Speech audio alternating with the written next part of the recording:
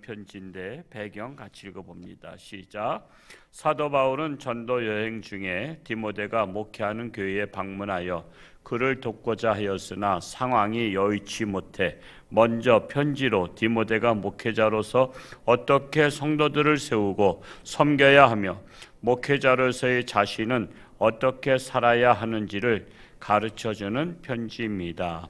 목회 서신이라고 말할 수 있는데 묵상 1번 2장 중심입니다. 읽어볼까요? 시작. 무엇보다 사도 바울은 우리의 안전한 신앙생활을 위해서 치리자들을 위한 중보 기도를 할 것을 당부합니다.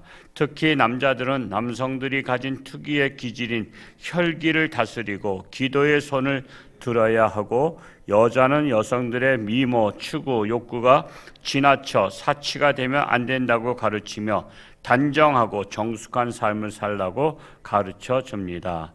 나에게는 어떻게 적용됩니까? 두 가지. 남자와 여자에게, 남자는 혈기를 다스리라. 남자는 혈기, 욱하는 성질. 욱하는 성질이 있죠.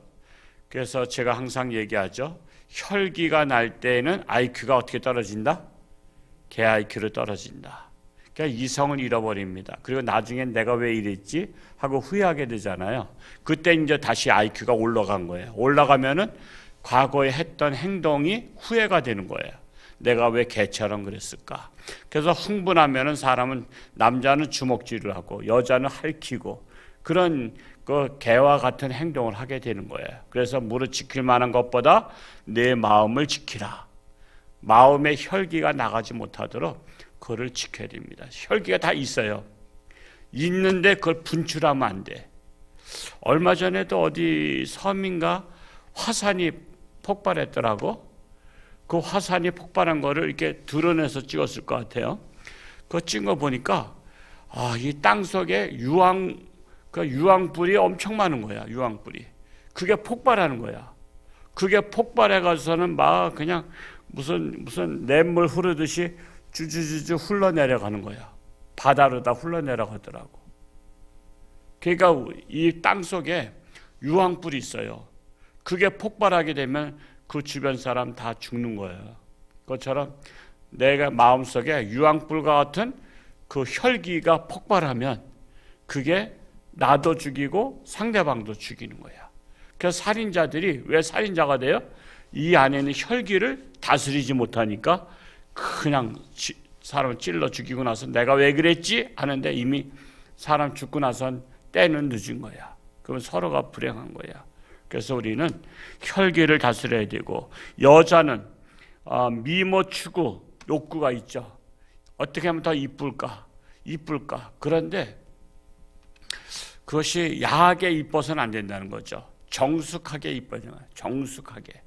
그래서 사람은 자기가 정숙하게, 그래서 옷도 교회에 올 때 또 어디 갈 때나 이런 것들이 할 수 있으면 단정히 행하는 것이 중요하다 이거야. 예수 믿는 사람들은 단정히 행하라. 그래서 남에게 그렇게 취하지 않도록 하는 것이 중요하다라는 사실입니다. 2번은 3장 중심이에요. 읽어볼까요? 시작. 일꾼을 세우는 일을 위한 지침을 내리고 있습니다. 오늘 우리에게 감독이라는 직책은 없지만 집사, 권사, 장로, 목회자 모두에게 해당되는 권고입니다. 일꾼은 흠과 책망받을 것이 없으며 삶이 모범이 되고 덕이 넘치며 나아가 충성된 일꾼이 되어야 한다고 가르칩니다. 나는 과연 하나님의 나라를 위하여 흠은 없습니까? 개선해야 할 것이 무엇입니까? 과거와 현재가 달라야 돼요. 교회는요, 전과자도 교회 나와야 되고, 나쁜 사람도 나와야 돼요. 사람을 죽인 사람도 교회 나와야 돼요. 근데 교회 나와서부터는 고쳐야 돼요. 교회 나와서부터는. 교회는 모든 사람, 어떤 사람도 받아들이고 수용해야 돼요. 저런 사람은 교회 나오면 안 돼. 그러면 안 돼요. 다 받아들이되 교회 와서는 그런 것들을 이제 끊어야 되는 거예요. 술 취한 자도 와야 돼요. 근데 교회 다니면서 계속 술 취하면 안 돼요. 그러면은 저 사람 교회 다니는데도 맨날 술주정뱅이야? 그러면서 대신 교회가 욕먹고 예수님이 욕먹고 하나님이 욕먹어요. 그래서 우리는 이런 모든 것들 정말 덕이 돼야 돼, 덕이. 저 사람이 홍천주 함께 다녀? 나 홍천주 함께 그러면 안 가. 그러면 안 되잖아요. 저 사람이 다니는 교회라면 괜찮아. 그런 거야. 그러니까 여러분, 나 하나는 홍보대사입니다. 나 하나는 나 하나가 아니에요. 내가 홍천주 함께 홍보대사로 살아가는 거예요. 저 사람이 홍천주 함께 다녀? 나도 그러면 저 교회 다니고 싶다. 저 사람이 다니면 다니고 싶다. 그래야 되는 거야. 우리가 그 정도로 내 자신을 관리해야 된다라는 사실입니다. 3번은 사장 중심이에요. 읽어볼까요? 시작. 언제나 사탄은 교회를 혼란케 하고 있고 어리석은 사람들은 거기에 동화되어 도구로 쓰임을 받습니다. 이럴 때 목회자는 이러한 성도들을 바른 길로 인도하고 깨우쳐 좋은 일꾼으로 삼아야 합니다. 성도들을 권할 때 겸손함으로 권함을 받는다면 모두에게 은혜가 될 것입니다. 나는 온유와 겸손이 나의 덕목이 되고 있습니까? 신앙이 성숙한 증거가 뭐냐? 온유하고 겸손한 자가 되는 거예요. 온유하고 겸손한 게 뭐죠? 부드러운 사람 되는 거예요. 앙칼진 사람이 부드러운 사람이 되는 거예요. 마치 돌이 깎인 것 같아요. 여러분, 그 강돌 중에서 반질반질하잖아요. 그게 태초부터 반질반질한 게 아니야. 원래 산에서 있을 때는 그냥 울퉁불퉁이라 그러죠. 울퉁불퉁한 모난 화강석인데 이것이 막 그냥 홍수가 나고 비가 오면서 이게 막 내려오면서 이 돌과 저 돌이 부딪히면서 모서리는 다 부딪힌 거야. 부딪히니까 그게 다 깎인 거예요. 그러니까 강돌 반질반질한 거 보면은 무슨 생각이 들죠? 요거 가져가고 싶은 생각이 들잖아요. 시골에 옛날에 어머니들은 반질반질한 돌을 보면 이거 장독대에다가 놓고 싶고, 그리고 이제 그 큰 항아리 그 위에다 뭐 매주 쓸 땐가 뭔가 누르고 싶잖아요. 누르는 돌, 그런 돌로다 쓰고 싶은 거예요. 근데 그러니까 이제 우리는 이제 그걸 보면서 내 마음에 모서리가 뭐가 있는가? 비집고 나오는 뾰족한 거, 뾰족한 비집고 나오는 성깔이 뭐가 있는가? 이거를 자꾸만 깎는 겁니다. 깎으면 어떻게 돼요? 온유하고 겸손한 자가 됩니다. 온유하고 겸손한 자가 되어야 되는 것이다. 한 기적, 오늘 말씀 읽으면서 마음에 와닿는 말씀 한 구절 적고 되뇌어 봅시다. 디모데전서 2장 1, 2절을 적었어요. 1, 2절 아까 읽었는데 다시 한번 읽어볼까요? 시작. 그러므로 내가 첫째로 권하노니 모든 사람을 위하여 간구와 기도와 도구와 감사를 하되 임금들과 높은 지혜에 있는 모든 사람을 위하여 하라. 이는 우리가 모든 경건과 단정함으로 고요하고 평안한 생활을 하려 함이라. 우리가 평안한 생활을 하려면 임금들과 높은 지혜 있는 사람에서 중보 기도하라는 거야. 근데 오늘날의 임금이 아니라 누구죠? 대통령. 대통령에서 기도하는 건 필수입니다. 나하고 친한 사람만 기도하는 게 아니야. 여러분, 나하고 친한 사람이 내 삶에 영향력을 끼치는 것과 대통령이 내 삶에 영향력 끼치는 것, 누가 더 영향력을 끼치죠? 대통령이에요. 대통령이 나라를 살릴 수도 있고 죽일 수도 있잖아요. 북한의 옆집 사람이 영향력 끼치는 게 아니라 김정은이가 영향력 끼쳐.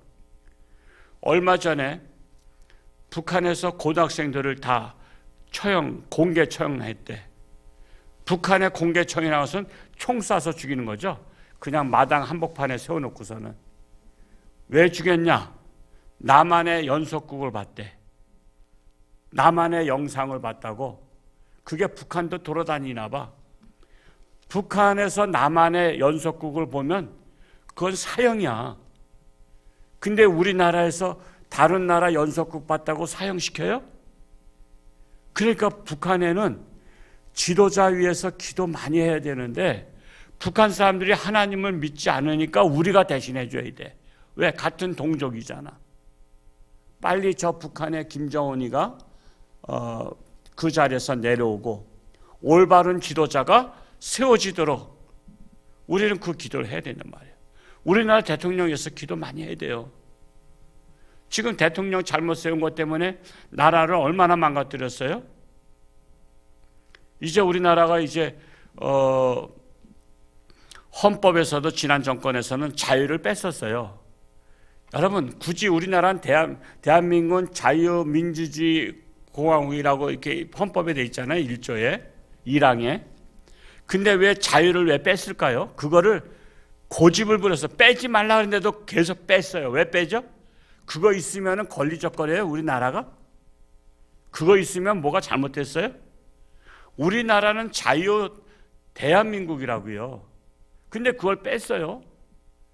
그걸 빼는 의도가 뭐냐 이거지. 자유를 뺏겠다는 거예요. 자유를. 우리들의 자유를 뺏겠다고 하는 것이 그 자유를 뺀 거예요. 근데 이번엔 정권에서는 놓았어요. 다시. 넣었는데 엄청 반대에 부딪혔어요. 그런데도 놓았어요. 왜? 자유를 주겠다는 거예요. 국민들한테. 그러니까 문구 하나가 국민들의 자유를 통제하기도 하고 자유를 주기도 해요. 그러니까 대통령이 계속 중요한 거야. 이번에 또 하나 넣었죠? 북한은 주적이다. 이걸 지난 정권에서 뺐어요. 북한은 적이 아니다라고 했어요. 아니, 적이 아닌데 왜 전방에서 왜 지키냐 말이야. 왜 군대 가냐 말이야. 적도 아닌데. 지금 우리나라 군인이 중국하고 싸우려고 지키는 거예요? 북한하고 싸우려고 지키는 거야? 북한이 쳐들어오면 북한을 막으려고 우리가 군대 가는 거잖아. 근데 왜 주적이라는 말을 뺐어요? 그러니까 이게 문구 하나가 어떤 대통령 되냐에 따라서 이게 중요한 거야. 그래서 우리가 뭐 북한까지 쳐들어갈 일은 없지만, 왜 반대하죠? 우리는 다. 북한을 쳐들어가서 반대하지만 막는 것은 막아야 되잖아요. 쳐들어오면 막아야 되잖아요. 안 막으면 우리나라 남한은 다 뺏겨버리고 자유를 잃어버리고. 시뮬레이션 제가 말씀드렸죠. 우리나라 북한에서 우리나라를 적화통일하면 최소 2천만 명 이상을 죽여야만 북한서 우리나라를 다스릴 수 있대. 우리나라 다스리려면 통일되자마자 2천만 명 이상을 죽여버려야 된대요. 죽이는데 어떤 사람들? 경찰, 가족, 경찰, 군인, 그리고 특히 기독교인들. 목사만 죽이면 다행인데 권사님도 죽여, 안수집사도 죽여, 장로님 죽여. 그래서 우리는 적화통일되지 않도록 나라 위해서 기도해야 돼요. 대통령이 잘 지킬 수 있도록. 서해에서 그 떨어져서 해상 공무원 그거 그냥 내버려두는. 미국은 안 그래요. 미국은요, 한 사람을 위해서 그냥 수많은 돈을 들여서라도 다 유해까지도 다 모셔와. 그러니까 미국은 애국자가 되는 거야. 나라 위해서 충성하면 나라가 책임진다는 것을 미국 사람들은 자부심이 있어. 근데 우리나라 나라 위해서 싸우다 죽으면 개죽음이다. 왜 우리나라 젊은이들을 개죽음 만드냐 말이야. 천안함에서 연평도에서 죽은 군인들을 왜 개죽음 하냐 말이야. 세월호만도 못하냐 말이야. 세월에서 죽은 사람들은 한 10억씩 돈을 주고, 연평도 해전에서 죽은 사람들, 군인들을 그렇게 했나요? 천안함에서 죽은 장병들을 그렇게 대우했나요? 그러니까 여러분, 대통령이 바른 사람을 세워야만이 우리가 군대 가서도 열심히 나라 지키지, 그렇게 죽음을 나 몰라라고 개죽음하게 하면 누가 군대 갈라 그러겠어요? 그러니까 우리가 나라 위해서 기도하되 대통령과 정치 지도자들을 위해서 기도해야 돼요. 우리 그 지도자들이 지금 얼마나 썩었어요. 얼마나 거짓말을 하고 그냥 헛소문만 퍼뜨리고 맨날 거짓말쟁이들을 다 세워놨어. 월급을 얼마씩 받아? 1,000만 원 이상 받잖아. 세상에 그런 사람들 세워놓고서는. 그러니까 우리가 정신 차려야 되는 거야. 정신 차려야 돼. 정말 나라 위해서 기도해야 된다라는 것입니다. 이 말씀에도 나와 있잖아요. 2절에 임금들과 높은 지위에 있는 모든 사람을 위해서 기도하라. 왜? 우리가 모든 경건과 단정함으로 고요하고 평안한 생활을 하려 함이라.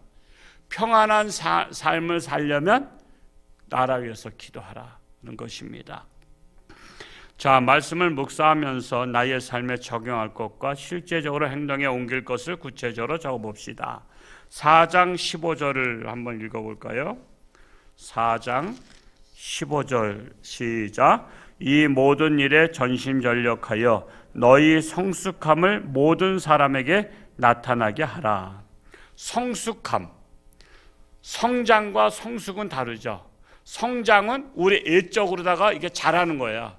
나무가 자라고 사람이 키가 자라듯이 많이 성장했구나. 얘가 나 한 10년 만에 보니까 그때 조그맣던 애가 벌써 청년 됐네. 이거 성장이야. 근데 이 사람의 마음속에 이 생각하는 것이 넓어지는 것이 성숙이야.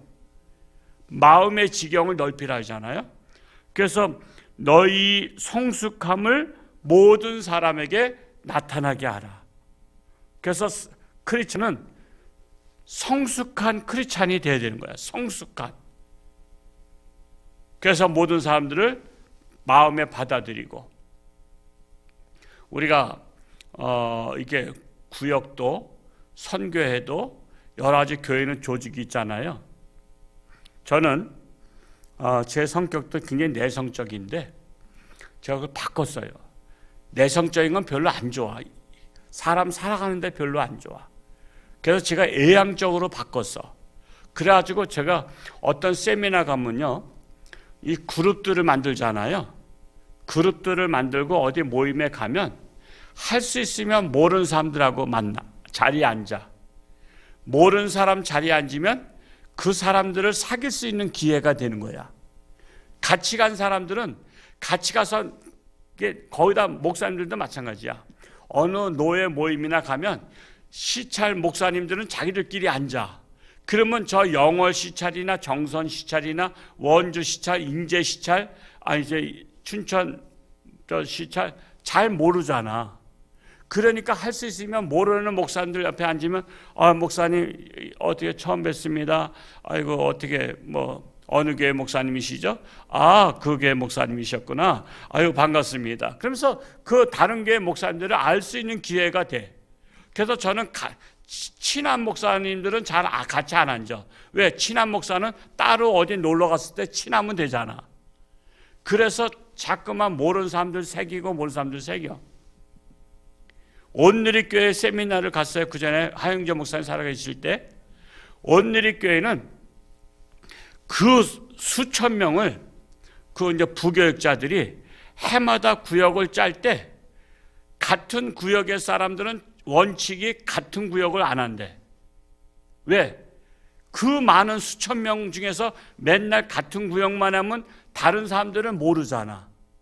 그래서 구역에 도표를 만들어 놓고 같은 구역에 있었던 사람은 절대로 같은 구역으로 안 하고 흩어놓는 거야 다.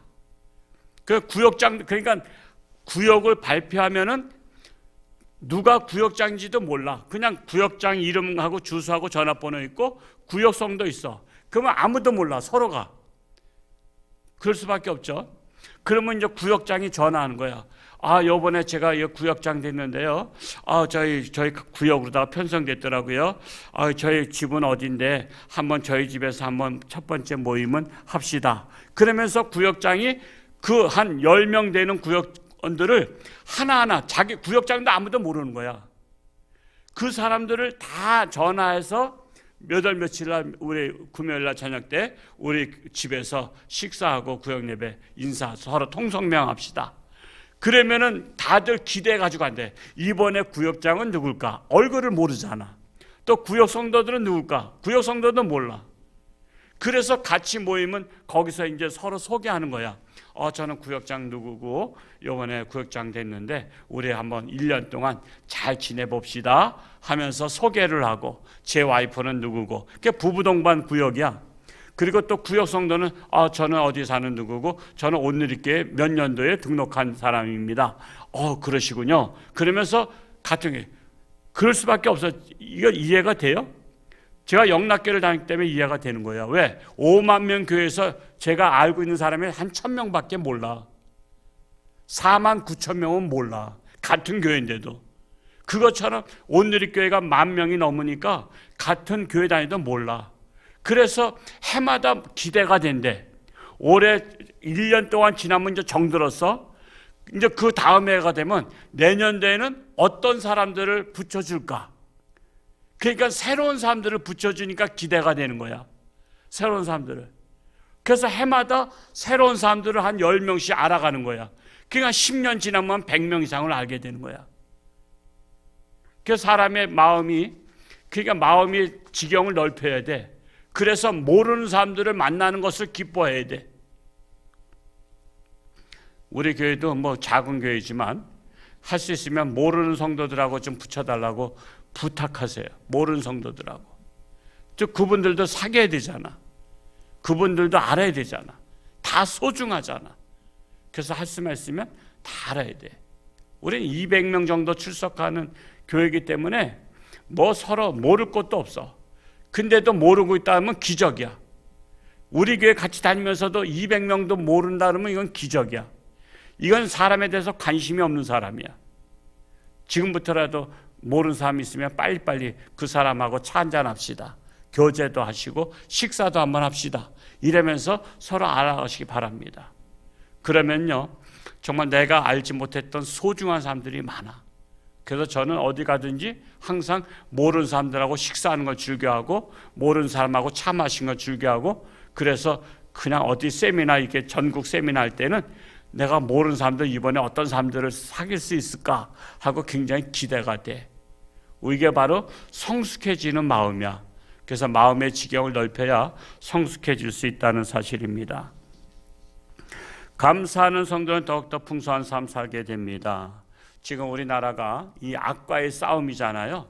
지금 악과의 전쟁이에요. 그래서 이 악과의 싸움에서 홍천에서 그래도 여러 목사님들이 함께 악과 싸우며 지금 전국에서도요, 이 악법, 교육, 개정 이거 가지고 지금 아주 그냥 난리 나는 거예요. 난리 나는 거예요. 이게 지금 학교를 다 망가뜨리려고 하고 있어요. 제가 어제도 말씀드렸지만 제가 나가서 학생들한테, 고등학생들한테, 남학생한테 전단지 나눠주면서 이거 동성애를 반대하는 이거 저기라고 했더니 저는 동성애 지지하는데요 그래요. 동성애 지지하는데요. 제가 그냥 입에서 딱 나오려다 참았어. 네가 동성애자 되라 그랬어요. 그렇게 말할까 하다가 괜히 악담을 하는 것 같아서 제가 참았는데 고등학생들이 우린 동성애 지지해요 그래요. 정말 이 생각이 없는 거야. 여러분, 지지까지 할 게 있나요? 그분들은 뭐 환자나 마찬가지고 불쌍히 여겨야 될 대상이지만 그렇다고 동성애를 지지해서 되냐 말이에요. 정말 우리 정말 그래도 건전한 사람들이 있는 것이 감사합니다. 글로 쓰는 기도는 영원히 보존되는 기도입니다. 우리가 나라를 위해서 기도하시고 나라가 잘 돼야 우리들이 잘 됩니다. 아프리카는요, 열심히 하루 종일 일해도 $1 받아. $1. 그래서 우리나라 오는 게 소원이잖아. 우리나라 오는 게. 스리랑카 어떤 젊은이 그 유튜브에서 보니까 우리나라 오기 위해서 한국어를 공부하는데 자기는 만점 받았대. 그래서 왔대. 한국어 공부하는데 100점을 받은 거야. 100점. 뭐 2000대 1인가 그렇대. 2000명 중에 1명. 한국에 나오면 이제 그는 앞길이 열리는 거야. 왜? 1년 일하면 10년 일한 거 이상으로 버는 거야. 그러니까 한국에 와서 한 10년만 일하면 그는 재벌이 된대. 재벌. 그러니까 한국에 오려고, 한국어를 배우려고 그렇게 한국어를 잘해야 한국사 적응하니까. 우리 식당 같은 데 보면 외국인이 있는데 한국말 다 잘하죠? 한국말 다 잘해. 이 사람이 한국 사람인가 외국 사람인가 모를 정도로 한국말을 그렇게 잘해. 이렇게 한국이 좋은 나라인 것을 우리가 잘 보존해야 돼요. 그 나라에서 기도해야 된다. 나라가 더 이상은 망가지지 말고 계속해서 정말 선도적인 나라 될 수 있도록 오늘도 깨어서 기도하시고, 오늘도 그 집회 11시에 있는데 좀 시간이 되신 분들 나오셔서 전단지를 좀 나눠주시면 오늘은 그 희망교회 집사가 여집사가 나와서 하겠다. 목사님들이 할 분이 안 계셔. 그래서 희망교회 여집사가 나와서 혼자 쓰겠다고 했는데 혹시 시간 되신 분들 나가서 같이 도와주시면 감사하겠습니다. 기도하겠습니다.